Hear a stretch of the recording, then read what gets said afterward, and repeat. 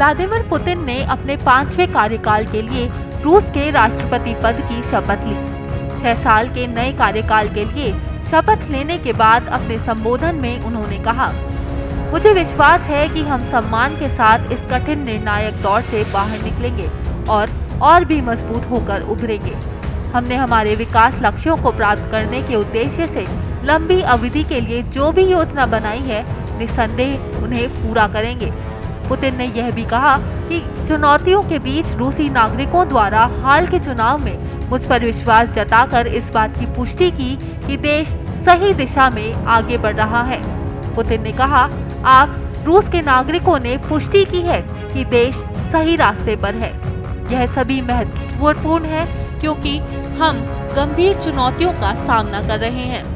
मैं इसे हमारे साझा ऐतिहासिक लक्ष्यों के प्रति आपकी गहरी जागरूकता और हमारी पसंद, हमारे मूल्यों, हमारी स्वतंत्रता और रूस के राष्ट्रीय हितों की रक्षा के अटूट संकल्प के रूप में देखता हूँ।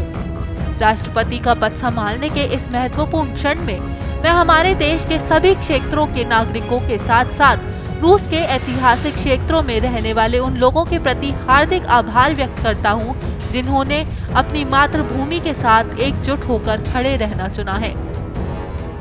व्लादिमीर पुतिन ने यूक्रेन युद्ध में लड़ रहे रूसी सैनिकों को याद करते हुए कहा, मैं विनम्रता पूर्वक हमारे नायकों, विशेष सैन्य अभियान में भाग लेने वालों और उन सभी का सम्मान करता हूं जो हमारी मातृभूमि के लिए लड़ रहे हैं। अपने भाषण में पुतिन ने अपने ऊपर लोगों के भरोसे को सही ठहराने के लिए अपनी संवैधानिक शक्तियों का उपयोग करने का वादा किया।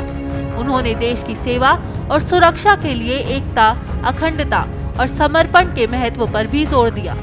उन्होंने कहा, मुझ पर आपके विश्वास को सही ठहराने के लिए मैं संविधान द्वारा राष्ट्रीय अध्यक्ष के रूप में मुझे दी गई शक्तियों का उपयोग करते हुए मैं वह सब कुछ करूंगा जो मैं कर सकता हूं। व्लादिमीर पुतिन ने कहा, हम एकजुट और महान राष्ट्र के रूप में खड़े हैं। हम एक साथ मिलकर सभी बाधाओं को दूर करेंगे और यह सुनिश्चित करेंगे कि हम जो भी कल्पना करते हैं वह वास्तविकता बन जाए। साथ मिलकर हम जीतेंगे। हम उन सभी देशों के साथ अच्छे संबंध मजबूत करने के लिए तत्पर हैं और रहेंगे जो रूस को एक विश्वसनीय और ईमानदार भागीदार के रूप में देखते हैं। वास्तव में दुनिया के ज्यादातर देश हमें एक विश्वसनीय और ईमानदार साझेदार मानते हैं। उन्होंने पश्चिमी देशों के साथ कड़वाहट कम करने की भी इच्छा जताई।